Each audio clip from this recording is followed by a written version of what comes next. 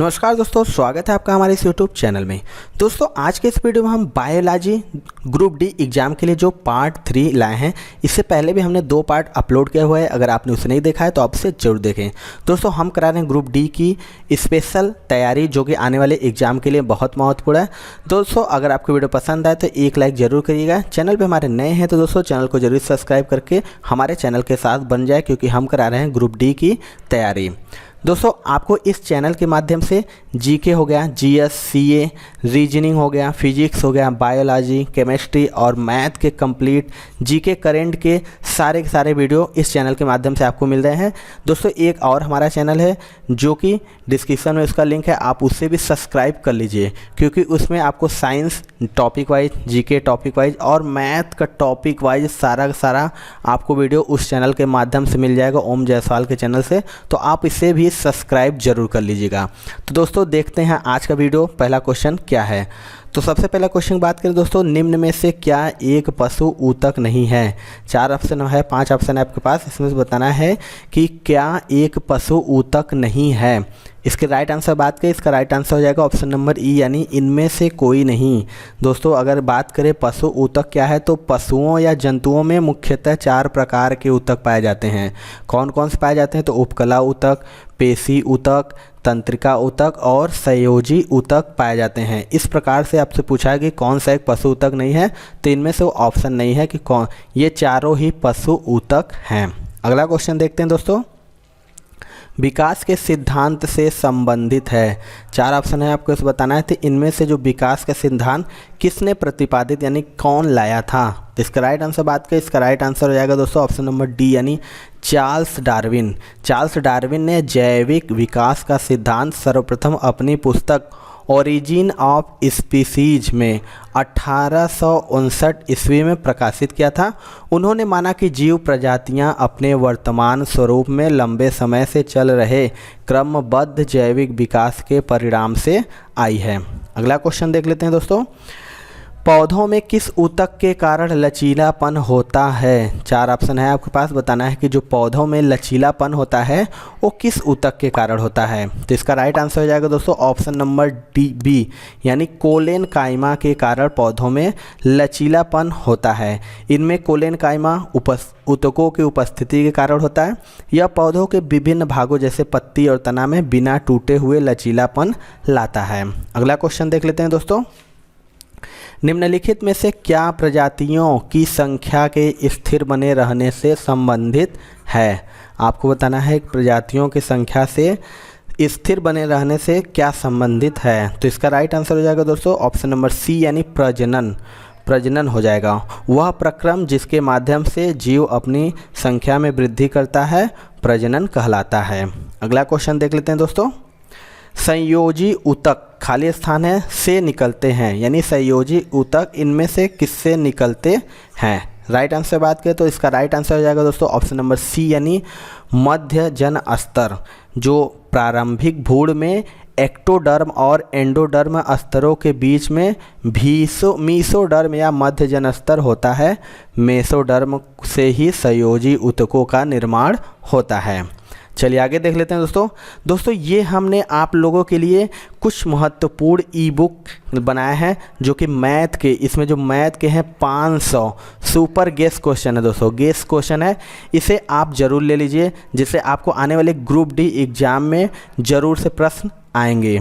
ये group question पूरा science और ट्रिक के साथ है, और आप इसे चैनल में के डिस्क्रिप्शन में जाके इसे आप खरीद सकते हैं, जिससे आपको आने वाले जो ग्रुप डी एग्ज़ाम है उससे बहुत हेल्प मिलेगी। इसके अलावा जो जीके का है वो टॉपिक वाइज 70 से प्लस टॉपिक वाइज है दोस्तों।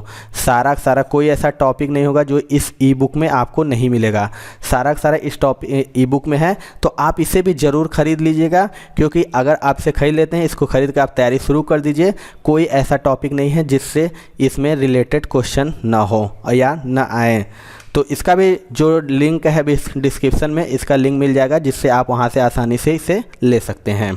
चलिए अगला क्वेश्चन देखते हैं दोस्तों, वसा ऊतक इनमें से किस में उपस्थित होते हैं? 4 ऑप्शन है आपके पास, बताना है कि जो वसा ऊतक होता है इनमें से किस में उपस्थित होते हैं। तो इसका जो राइट आंसर हो जाएगा दोस्तों ऑप्शन नंबर बी हो जाएगा, सब क्यूटेनियस लेयर, वसा ऊतक विशिष्ट प्रकार के संयोजी ऊतक हैं। विकल्पों से ये सब क्यूटेनियस लेयर में उपस्थित होते हैं। चलिए अगला क्वेश्चन देख लेते हैं दोस्तों। जो अगला क्वेश्चन हमारा है दोस्तों, आधुनिक एंटीसेप्टिक सर्जरी का जनक कौन है? मोस्ट इंपॉर्टेंट है, अनरिपीटेड क्वेश्चन है दोस्तों। जो आधुनिक एंटीसेप्टिक सर्जरी का जनक इनमें से कौन है? तो इसका राइट आंसर हो जाएगा दोस्तों ऑप्शन नंबर ए यानी जोसेफ लिस्टर, जो कि आधुनिक एंटीसेप्टिक सर्जरी का जनक कहा जाता है। एडवर्ड जेनर की बात करें तो ये चेचक के टीके की खोज की थी। लुई पाश्चर की अगर हम बात करें दोस्तों तो ये स्वतः जननवात तथा पाश्चराइजेशन की खोज की थी। और विलियम हार्वे की बात करें तो इन्होंने रक्त परिसंचरण तंत्र की खोज की थी। चलिए दोस्तों अगला क्वेश्चन देख लेते हैं। निम्न में से कौन सा युग्म सुमेलित नहीं है, यानी इनमें से कौन सा गलत है? तो आपको बताना, 4 ऑप्शन है इनमें से, आपको बताना है कि इनमें से कौन सा गलत है। तो इसका राइट आंसर हो जाएगा ऑप्शन नंबर ए यानी जोसेफ लिस्टर, जो कि कुष्ठ रोग का उपचार, ये गलत है।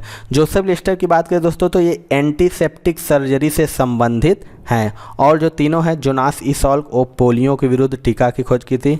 अलेक्जेंडर की फ्लेमिंग की बात करें तो पेनिसिलिन की खोज की थी। और एडवर्ड जेनर की बात करें तो चेचक के विरुद्ध टीकाकरण खोज की थी। अगला क्वेश्चन देख लेते हैं दोस्तों।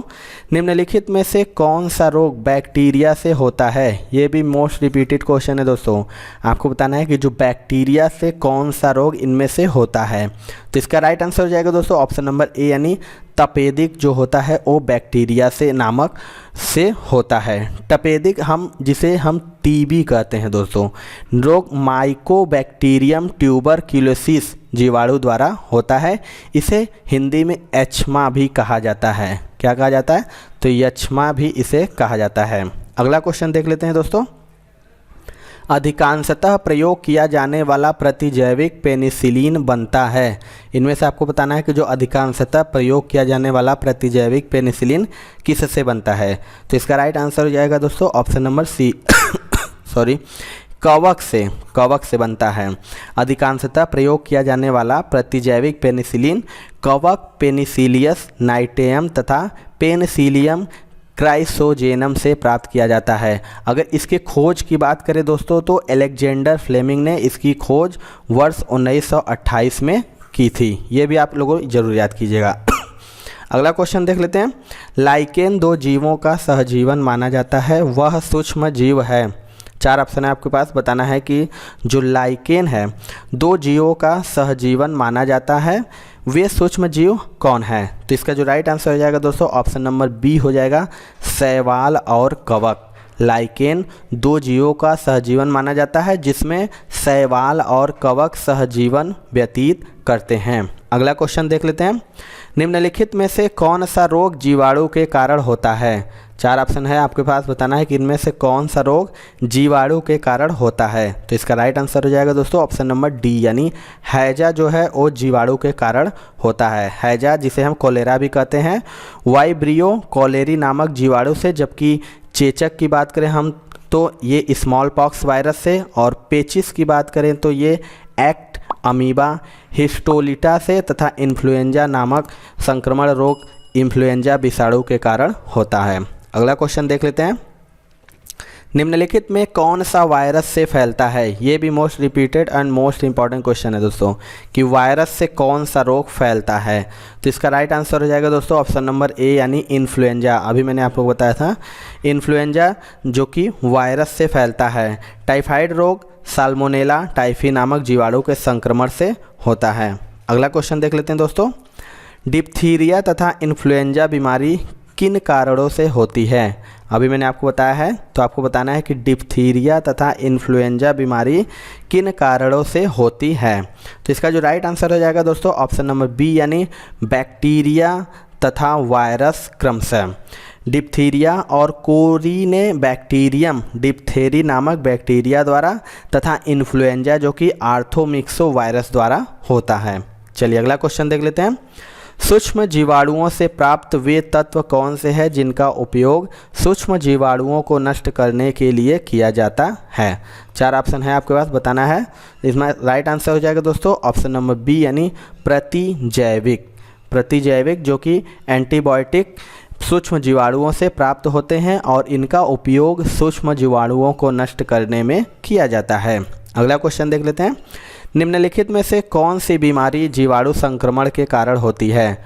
मोस्ट इंपॉर्टेंट ये भी क्वेश्चन है दोस्तों, बताना है कि कौन सी बीमारी जीवाणु संक्रमण के कारण होती है। तो इसका राइट आंसर हो जाएगा ऑप्शन नंबर सी, यानी कुष्ठ रोग जो है वो जीवाणु संक्रमण के कारण, जो कि माइकोबैक्टीरियल लेप्री नामक जीवाणु के संक्रमण से होता है। अगला क्वेश्चन देख लेते हैं दोस्तों।